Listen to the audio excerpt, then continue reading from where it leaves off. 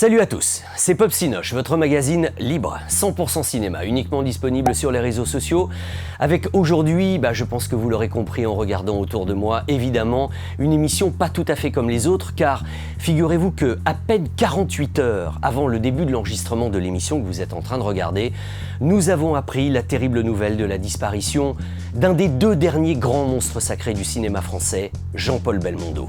Évidemment, aussitôt Adrian et moi avons décidé de bouleverser le programme initialement prévu pour rendre aujourd'hui un grand hommage spécial à l'immense Jean-Paul Belmondo. C'est dans votre Pop Cinoche numéro 23.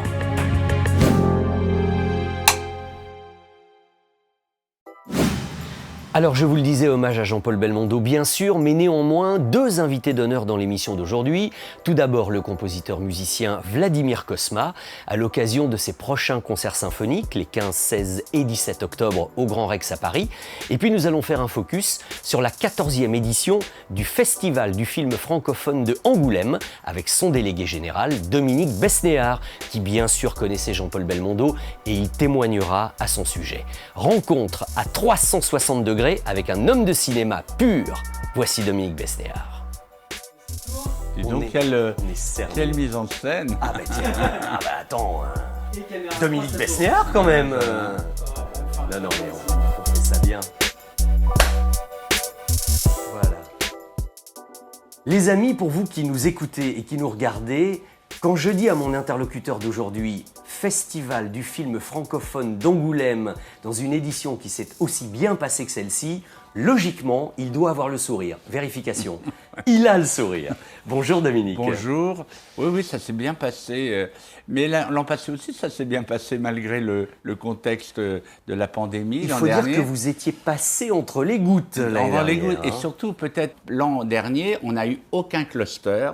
Il faut dire que cette région n'a pas été vraiment impactée, même pendant toute l'année.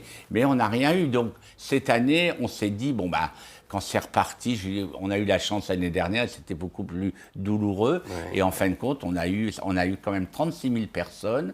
Et il y a 2 ans, c'était 47 000, mais bon, il n'y avait pas de problème. Et l'an dernier, on avait quand même fait 25 000 spectateurs. Oui. Et alors là, moi, là où je suis content, c'est que ces 36 000 spectateurs augurent que ça veut dire que les gens veulent aller au cinéma. Oui. Voilà. Alors d'ailleurs, il paraît que quand Pierre Ninet est arrivé à la projection de Boîte Noire, il n'aurait pas dit un truc genre le cinéma is not dead ou quelque chose comme ça. Oui, je crois, mais moi je ne suis pas à toutes les projections. Oui. En tout cas, ce qui était bien... Alors, ce qui est important à Angoulême, c'est que c'est l'espèce de convivialité et de rapprochement. C'est-à-dire que les gens, les Angoumoisins, en plus vous connaissez la région. Vous vous adressez à un Charentais, cher ami, quand même.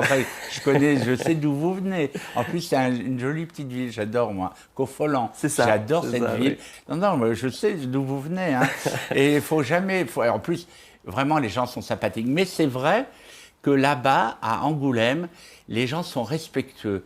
Et les acteurs peuvent se promener, on ne les ennuie pas en se disant « Attendez, est-ce qu'on peut faire un selfie ?» Non, c'est pour ça qu'Angoulême, si vous voulez, les acteurs ont envie de venir à Angoulême. Et les metteurs en scène aussi, tout ça, grâce, et c'est là où ça a démarré, à Intouchable, où là, on a changé. Vous avez explosé. C'est la 14e édition. C'était la 14e édition, hein, donc ça commence réellement à exister. Et c'est vrai qu'unanimement, tout le monde parle de ce côté presque familial. Familial, et surtout, il y a quand même le cinéma. Il y a le cinéma dans sa diversité. Avant qu'il y ait des terrasses de café et des fêtes, c'est quand même un endroit où on redécouvre le cinéma et surtout ce qui va se présenter l'année qui suit. C'est-à-dire qu'on est un peu l'ouverture de la saison. Est-ce qu'on peut dire, Dominique, que le festival d'Angoulême, qui est le festival de la rentrée, le premier, d'août, fin août, est-ce qu'il prend un peu le pouls du cinéma français de ce moment-là ? Complètement. C'est le pouls et c'est le baromètre. Parce que le pouls, parce qu'on va voir les tendances et la santé du cinéma, puisque vous avez employé le mot pouls, mais aussi le baromètre de comment les distributeurs voient la réception d'un film. Et donc à ce moment-là, ils essayent de se dire, voilà, le film est un peu long, donc est-ce qu'on ne doit pas couper? Ils ont encore la possibilité, parce que comme le public est un vrai public, c'est aussi une raison aussi du succès, c'est que économiquement, on peut voir 10 films pour 25 euros. La place est à 2,50 € pour un film en exclusivité ou qui vient de sortir ou qui n'est pas sorti. Oui, en avant-première. En avant-première. Quand vous voyez par exemple, Dominique, l'été qui vient de se passer avec la réouverture des salles, ça repart. Est-ce que vous avez l'impression, vous qui êtes vraiment en plein cœur du dispositif cinéma, ça repart, les distributeurs ont le sourire, les producteurs sont... J'ai l'impression, en tout cas, bon, on a là un peu l'exemple ou la preuve avec Angoulême. J'espère que ça n'est pas qu'à Angoulême qu'il y a cette envie d'aller au cinéma et de se retrouver ensemble. Là, il y a quand même des sorties, même quand on dit... les résultats de OSS 117, c'est quand même pas mal. C'est un film qui va faire 2 millions dans une période où les gens n'ont pas... vous voyez, ils sont quand même en truc, est-ce qu'on va se vacciner, est-ce qu'on ne va pas se vacciner, est-ce que le pass et tout ça, cette ambiance, un peu, ça favorise, ça doit certainement reculer ou refroidir les gens d'aller au cinéma, mais en même temps, c'est derrière nous. Il y a un moment donné, le cinéma, c'est assez facile d'y aller et on est quand même sécurisé. Revenons à Angoulême, un mot sur la présidente. Curieusement, Nicole Garcia venait à Angoulême pour la première fois.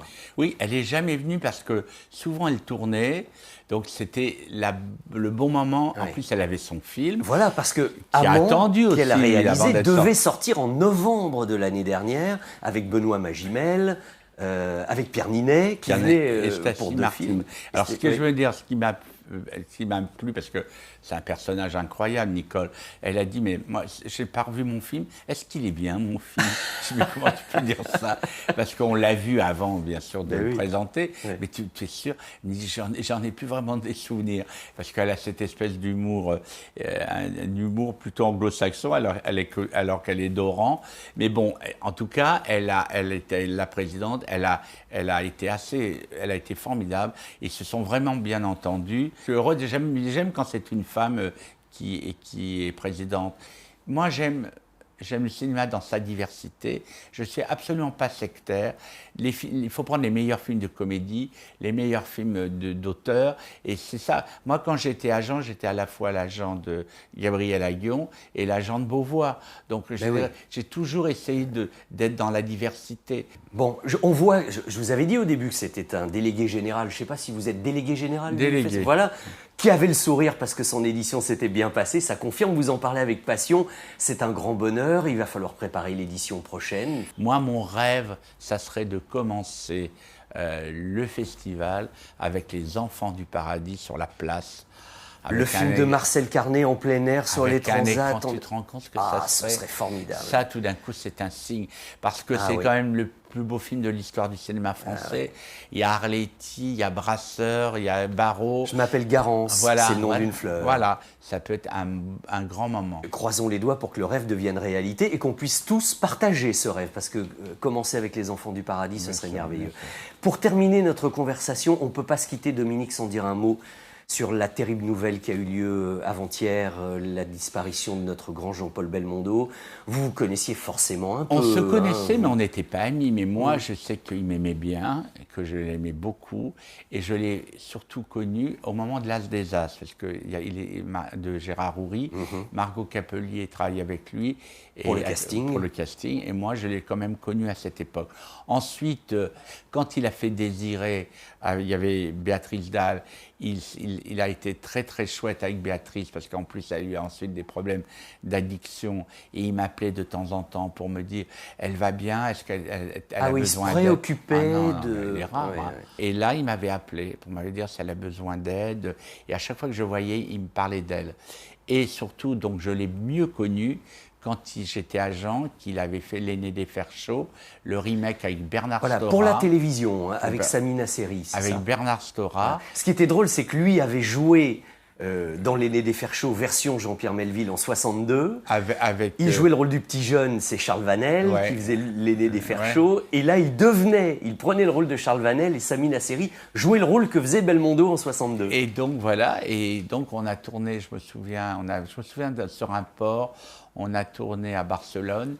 Et un jour, il m'a attendu, on a beaucoup parlé. Il m'a dit, moi je veux faire une nouvelle vague. Tu sais, Dominique, maintenant j'ai tout fait.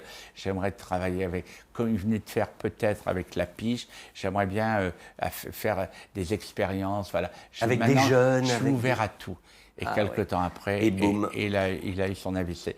Et la vie est injuste parce que cet homme, il aurait été comme Marcello Mastroianni, il aurait travaillé tout le temps ou comme Trintignant. D'autant que le public avait envie de le voir. En plus, alors il y a une autre fois où je l'ai vu, et ça c'est une fois qui... il avait fait, avec Marlène Jobert, moi je suis très proche de Marlène Jobert, il avait fait Les Mariés de l'an 2. Et pendant le tournage, ça ne s'est pas bien passé avec Marlène et lui, parce que Marlène, elle était inquiète, et lui, il était très à l'aise.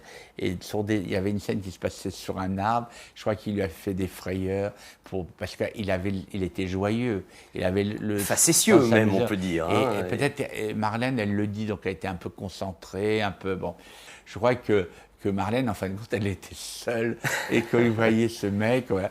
Et donc, ça s'est pas très bien passé, mais en même temps, jamais il y a eu... Et il y a quelques années, il y a une rétrospective de Rapneau à la Cinémathèque. Et donc, on est allé avec Marlène. Et c'était un dimanche, en début d'après-midi. Et donc, elle a revu Belmondo. Et donc, ils étaient assis l'un à côté de l'autre. Moi, je me suis écarté je sentais qu'il lui parlait et tout ça. Et que j'entendais qu'elle était très émue. Et à la fin, elle m'a dit qu'il lui demandait un peu pardon. Il dit, je me suis pas bien occupé de toi. C'est peut-être manqué un peu de respect. On s'amusait. Et elle a dit, donc voilà, je voudrais... Et elle lui dit, mais j'ai trouvé ça génial. Et à la fin... Il y avait des gamins qui sortaient d'une projection à la Cinémathèque de films pour enfants, et tout d'un coup, ils voient Marlène. Et Marlène, avec les livres, tout le monde la connaît. Et oui. Donc, ils sont tous venus lui demander des draps, et rien à Belmondo. Et Belmondo, il me dit, tu as payé tout ça. Non, j'ai trouvé tout ça bien. Il me dit, t'es fort, hein, t'as payé tout. Et c'était, voilà, c'était... Élégant et plein d'humour, voilà. C'est vraiment le personnage. Oui. Merci beaucoup Dominique, l'heureux délégué général du Festival du film francophone d'Angoulême en Charente, je le précise. Oui. Mais l'année prochaine, tu seras obligé de venir parce que nous allons faire des passes ou des passages avec Confolant. Alors, je suis obligé, pieds et poings liés, et ce sera avec grand plaisir. Pari tenu, merci Dominique. Merci. Je vous le disais tout à l'heure, nous avons 48 heures avant le début de l'enregistrement de ce programme appris la très triste disparition du comédien Jean-Paul Belmondo après une carrière de plus de 80 références, dont une dizaine de films majeurs du cinéma français. Une carrière qui déjà avait été brutalement interrompue au début des années 2000 par une santé fragilisée, mais qui en revanche n'avait en rien amoindri l'exceptionnel capital sympathie entre l'acteur et son public. Évidemment, il reste les films, car quel que soit notre âge, quelle que soit notre génération, il y a toujours un ou plusieurs films de Belmondo qui ont accompagné nos existences. Cette véritable icône du cinéma français, j'ai eu le privilège de l'approcher, souvent, longtemps, et notre première rencontre date déjà d'un long moment puisqu'il avait eu la générosité de m'écrire une préface sur un livre que j'avais consacré aux grands cascadeurs du cinéma français et internationaux. Alors après, il y avait eu quelques interviews, rares, mais quand même, pour la radio, pour la télévision. Et puis, en 2010, grâce à Jeff Domenech, sans qui ce film n'aurait absolument pas été possible, j'ai eu le bonheur, la chance, le privilège de réaliser le premier documentaire sur l'ensemble de la carrière de Jean-Paul Belmondo. Et là, alors pour le coup, on s'est vu longtemps, souvent, passionnément, énormément. Et au-delà de l'acteur mythique, j'ai surtout pu découvrir un homme, un être humain formidable. Alors maintenant, j'aimerais vous offrir Une séquence de ce film Belmondo itinéraire, c'est peut-être une de celles dont je suis le plus fier. Je vais vous expliquer pourquoi. Parce qu'elle concerne le lieu où Jean-Paul a fait ses débuts d'acteur, le Conservatoire national supérieur d'art dramatique. En effet, imaginez bien qu'il n'y était pas retourné depuis 50 ans. Nous l'y avons emmené et ça a été évidemment une grande émotion. Dans la séquence que vous allez voir, ça n'est pas moins que Jean Rochefort, Pierre Vernier, Françoise Fabian, Claude Rich, Jean-Pierre Mariel et Jean-Paul Belmondo lui-même qui vous racontent leur jeunesse, leur début d'acteur.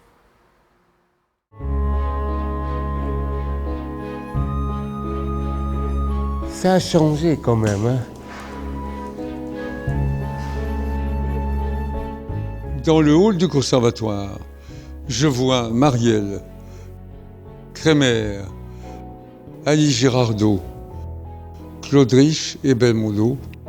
Et tout à coup, j'ai vu arriver comme une espèce de mini-révolution artistique avec ces garçons-là. Mais Belmondo, quand il est arrivé, nous a foutu un coup de vieux terrible. Il était complètement réinventé. Il a été un choc, immédiatement. Il avait une autre manière, un autre style que les autres, une autre façon de travailler. Je l'ai immédiatement comparé à Brando, dans le même style, James Dean. C'était autre chose qui arrivait avec cet étrange individu.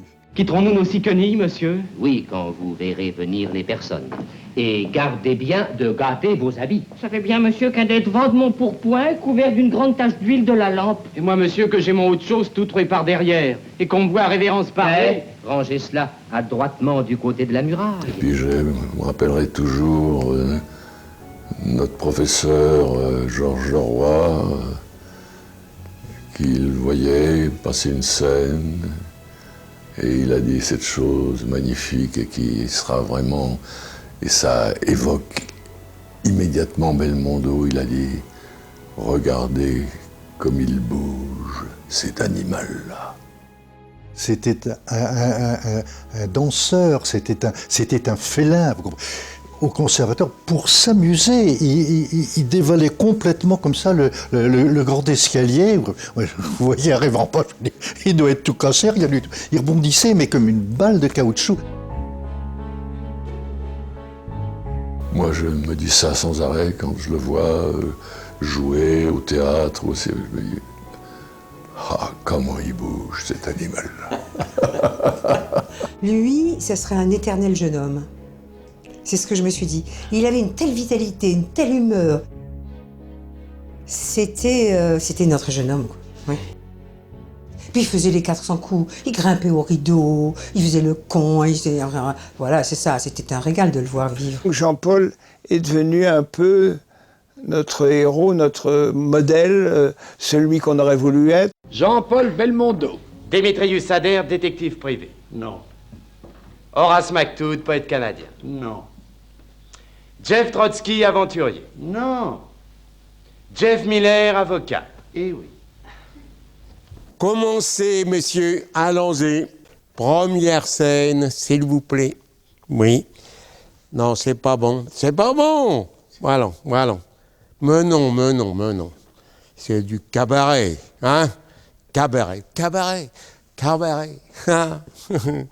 On n'avait pas du tout envie de devenir connu ou d'être des stars, on avait envie de jouer la comédie, c'est tout, d'exercer notre art mineur. Donc il me racontait que c'était Galabru qui cherchait des plans, Annie Girardot, je crois, qui était chef de troupe, et j'aurais voulu, j'aurais voulu naître 30 ans plus tôt et voir ces mecs-là être avec eux. Il avait fait un très beau concours, puis ses camarades, on a considéré qu'il n'était pas récompensé comme il aurait dû l'être, alors on l'a porté en triomphe. Alors là, il y a eu une bronca dans le public incroyable. Plusieurs d'entre nous sont rentrés, ont hissé Jean-Paul sur leurs épaules pour lui faire un triomphe, et lui a fait un bras d'honneur au jury. J'ai entendu parler d'un bras d'honneur, je ne sais pas qui l'a fait, mais il y avait un bras d'honneur. D'une certaine façon, ça commençait bien pour lui, quoi. Parce que ça veut dire qu'il avait le public pour lui. Et que les pisse froids, il pouvait retourner au vestiaire. Ouais.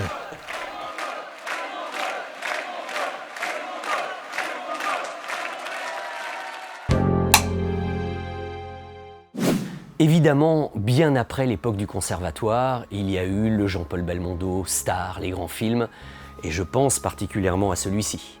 Borsalino, la rencontre au sommet entre les deux grandes stars du cinéma français du moment, Alain Delon, Jean-Paul Belmondo. Et quand l'autre jour nous avons appris la nouvelle de la disparition de Jean-Paul, je n'ai pas pu m'empêcher d'imaginer la peine extrême que devait ressentir Alain. Alors, j'ai osé, j'ai fait un truc, j'ai essayé d'appeler Alain Delon au téléphone. Je l'ai appelé, il m'a répondu. Voici un petit extrait de cette conversation enregistrée pour RTL, et très franchement, quelle émotion. 60 ans qu'on se connaît. On avait débuté ensemble en 60 ans, on n'était personne. Dans La Faible Femme avec Mylène de Mongeau. 60 ans, 65 même. Oui. En 1957 ou 58, je ne sais plus exactement. Oui. On n'était rien, c'était un ami d'enfance. Je partageais ma vie, la carrière avec lui. La France partageait notre carrière. Et ce qui est extraordinaire, c'est que vos films, à lui comme à vous, représentaient la France dans le monde entier. Enfin, pas tout, mais certains, oui. Ben, c'est normal, puisqu'on était... C'est de la France, c'est quand même pas nous, c'est de la France. Et la France, c'est pas n'importe quoi dans le cinéma. Vous étiez quand même... On était les deux seuls, hein, quand Cameron est mort. Il restait plus que nous. Et ça fait 60 ans qu'on fait ça. Alors, imaginez-vous ce que ça fait de perdre quelqu'un après 60 ans. Quand c'est un ami, un être proche de vous, c'est tout. Voilà. J'ai des souvenirs de ma carrière avec lui, Borsalino en particulier, mais c'était formidable. Et maintenant, j'attends moi-même de mourir pour pas m'emmerder tout seul. Tout seul, quand vous êtes tout seul, ça ne sert pas à grand-chose. Hein. Non, et puis j'en ai eu beaucoup de compagnons de route, mais lui, c'est pas pareil. C'était un compagnon de vie. Inutile de vous dire que j'étais moi-même extrêmement ému en écoutant en direct dans mon casque ces propos assez incroyables tenus par Alain Delon. Alors, je vous propose de rester un petit peu avec nos deux grands, hein, avec notre tandem magnifique, avec ce qui a été une formidable émulation, je ne dirais pas compétition, mais émulation entre Delon et Belmondo, parce qu'en janvier 2021, c'est récent, hein, je ne sais plus exactement pourquoi d'ailleurs, j'avais eu l'idée d'établir une sorte de parallèle un peu amusant entre les affiches des films d'Alain Delon et celles de Jean-Paul Belmondo. Je vous propose de revoir, ou peut-être d'ailleurs de découvrir cette séquence. Regardez, il me semble qu'elle a pleinement sa place dans l'émission d'aujourd'hui. Un Pop Cinoche s'affiche, un peu différent des autres.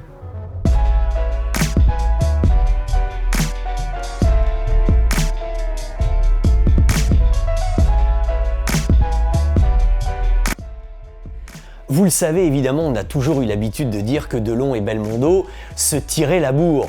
Cela dit, quoi de plus naturel, quand on est une star de cette ampleur, on a envie d'avoir plus de succès que l'autre, on a envie d'être le numéro 1, c'est bien légitime avec ce degré de notoriété.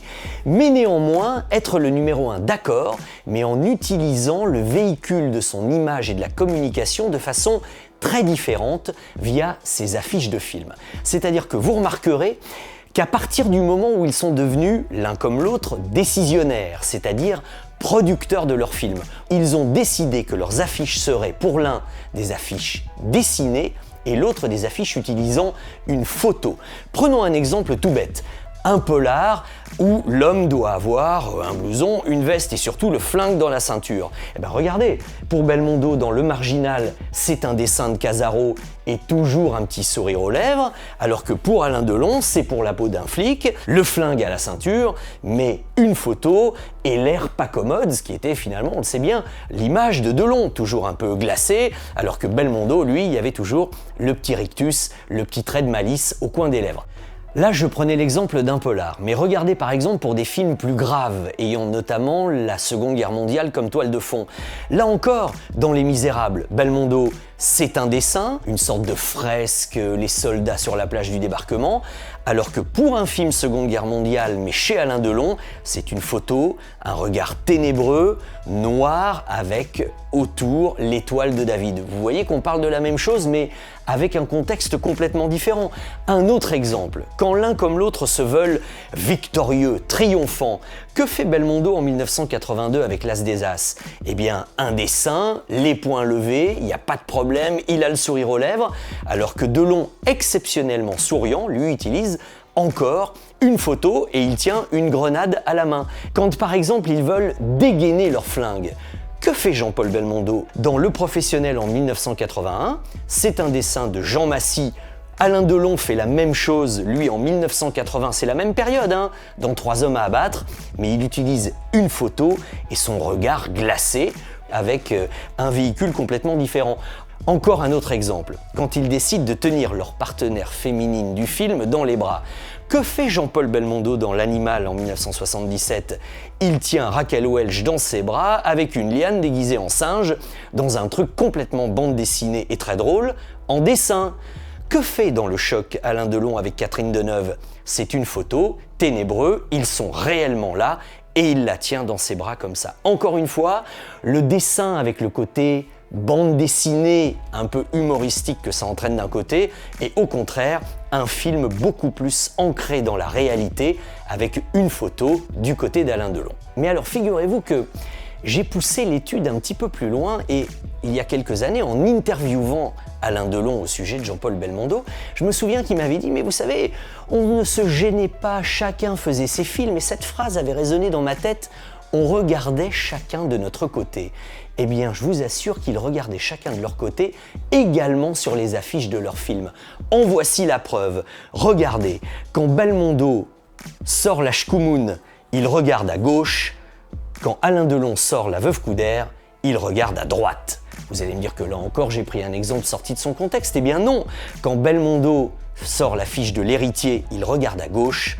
Quand Delon fait Le Toubib, là encore, il regarde à droite. Idem sur un plan un petit peu plus large où on les voit en pied. Dans Le Corps de mon ennemi, Belmondo regarde à gauche, tandis qu'Alain Delon regarde Simone Signoret à droite. Dans Le Gitan, en très gros plan, et puis alors c'est des films qui sont faits à 1 an d'écart. Il y a d'abord Delon qui sort Le Gitan, il regarde à gauche. L'année d'après, dans L'Alpagueur, Belmondo regarde à droite. Avouez quand même que ça ne peut pas être que le fruit du hasard. Alors, est-ce que c'est un désir de l'affichiste ? C'était souvent Ferracci qui faisait les affiches de ces deux superstars, mais quand même, il y a l'idée que chacun fait sa carrière de son côté et regarde de son côté. Dernier exemple, quand ils font un film policier, ça sera forcément une comédie policière chez Jean-Paul Belmondo, avec une affiche dessinée et le regard d'un côté, et ce sera forcément un polar noir chez Alain Delon, Mort d'un pourri, avec une photo de Michel Ginfray en l'occurrence, et le regard de l'autre côté. Regardez, ils ne se regardent jamais, c'est quand même assez étonnant. Je ne sais pas si vous aviez remarqué ça. Moi, je ne dirais pas qu'il y avait de la concurrence entre eux. Je préfère appeler ça une saine et productive émulation pour le plus grand bonheur des spectateurs, qu'on ait été pro Delon, pro Belmondo, ou carrément, comme beaucoup d'entre nous, qu'on ait aimé les deux, c'est le spectateur qui était gagnant. Aujourd'hui, Pop Cinoche s'affichait pour Delon et Belmondo, rien que ça. Les hommages à Jean-Paul Belmondo, c'est évident, n'ont pas fini de se multiplier. Et d'ailleurs, le prochain aura lieu les 15, 16 et 17 octobre prochains, car le célèbre musicien Vladimir Cosma, à l'occasion de ses nouveaux concerts symphoniques, a décidé, je vous le dis en secret, en avant-première, il a décidé d'ouvrir son spectacle avec la musique de L'As des As, de Gérard Houry, avec Jean-Paul Belmondo, évidemment. Donc, vous pensez bien qu'à l'occasion de ces concerts, il n'était pas question de passer à côté d'une belle occasion, celle de bavarder avec Vladimir Cosma, qui est maintenant notre deuxième invité.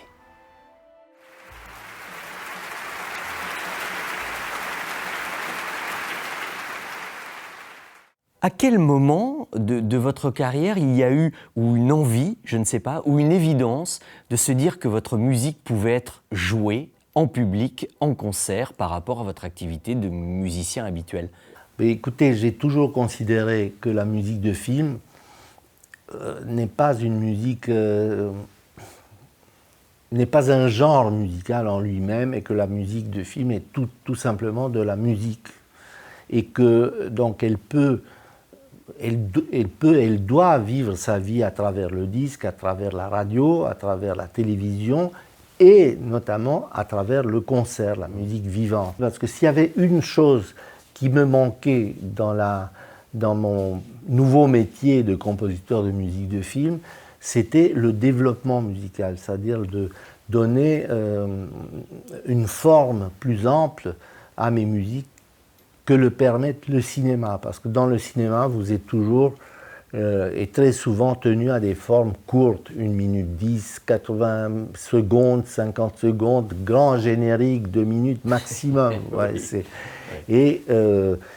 on peut faire des choses. C'est très difficile de faire des formes courtes. Et la plus difficile, c'est la musique publicitaire, parce que là, c'est 15 secondes, 20 secondes. Mais quand vous faites pam, pam, pam, pam, ouais, ça ne dure pas 3 minutes, ça dure, et en 8 secondes, vous avez conquis le monde avec ça.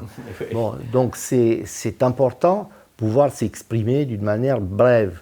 Mais une fois que vous avez cet exercice-là qui est difficile, vous avez envie, et j'avais envie, de pouvoir développer certaines musiques qui le méritent et qui sont sur une forme plus ample qui permettent la musique symphonique et notamment la forme du concert. Parce que le public qui vient à un concert ne veut pas un pot pourri, ne veut pas écouter des bribes de musique, ils veulent s'asseoir dans leur fauteuil et rêver du film sans le voir, à travers ma musique. Et ça, j'essaye de faire ça dans mes concerts.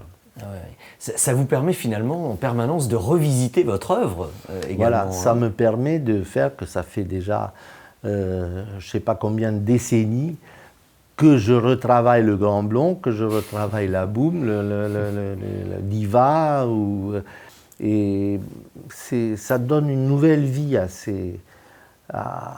ces musiques et ça me permet d'écrire aussi dans un domaine qui est moins courant aujourd'hui.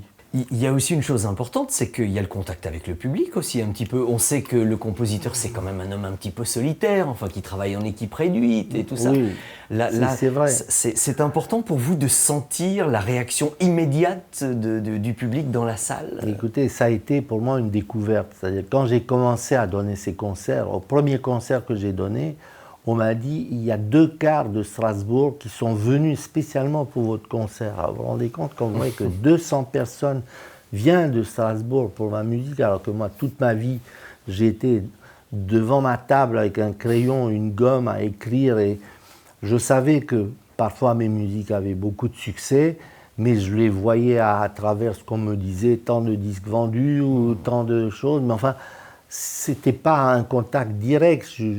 Parfois, je me disais, mais c'est pas possible, comment il y a des millions de gens qui ont acheté ça. C'était abstrait, vous voyez. Là, quand j'ai vu des gens qui viennent après les concerts, je reste pendant des heures à parler avec des gens, à donner des signatures sur des disques, sur les livres qu'on a fait d'ailleurs ensemble. Et c'est un plaisir, c'est un cadeau du ciel. Et c'est étonnant et en même temps c'est instructif parce que vous voyez que effectivement le public participe en quelque sorte à la création de votre musique puisqu'ils l'interprètent à leur manière tout d'un coup, ils imaginent des choses nettement au-dessus de ce que vous avez imaginé vous-même. C'est très très intéressant. Certainement, oui. Si vous voulez, je fais du neuf avec du vieux. Oui, c'est une bonne formule, c'est voilà, vrai. C'est simple, au moins on comprend. On comprend.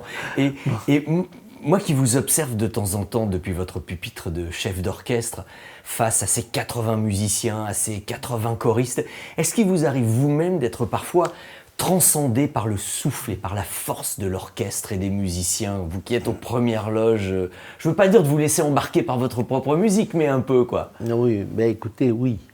Je dois vous avouer presque avec de la honte que je me laisse embarquer parce que, si vous voulez, on n'a pas très souvent l'habitude d'enregistrer avec des musiciens merveilleux comme ça, et en grand nombre et en direct simultané. Donc les concerts me donnent cette possibilité et je suis moi-même émerveillé. Et puis je suis avec des musiciens qui découvrent parfois mes musiques, ils ont l'habitude de jouer du Mozart ou du Mahler, Beethoven, et tout d'un coup, on joue dans le même contexte des musiques d'aujourd'hui que j'ai écrites et qui vivent et revivent devant mes yeux. C'est le bonheur, donc. Vive la musique live et vive les concerts de Vladimir Cosma. Bah, écoutez, merci. À bientôt Merci. sur scène, alors. À bientôt, Vincent, j'espère. Vous pouvez me croire, Vladimir Cosma sur scène avec un orchestre symphonique, c'est vraiment un très grand moment. N'hésitez surtout pas à venir nous rejoindre sur la scène du Grand Rex les 15, 16 et 17 octobre prochains. D'autant que j'y serai sur la scène puisque j'aurai le plaisir d'accueillir le public et de vous présenter le Maestro Cosma en début de spectacle. Voilà, c'est fini pour aujourd'hui. Adrian et moi sommes heureux, vraiment très heureux de vous avoir retrouvé pour cette rentrée cinématographique. Alors comme d'habitude, vous likez, vous partagez, vous commentez. Allez-y, n'hésitez surtout pas et allez voir encore et toujours plus de films en salle. Inutile de vous dire que nous nous retrouvons le mois prochain et que l'émission d'aujourd'hui était dédiée à la mémoire de Jean-Paul Belmondo et à tous ceux qui l'aiment et qui l'aimaient dont vous faites partie sans aucun doute. Bye.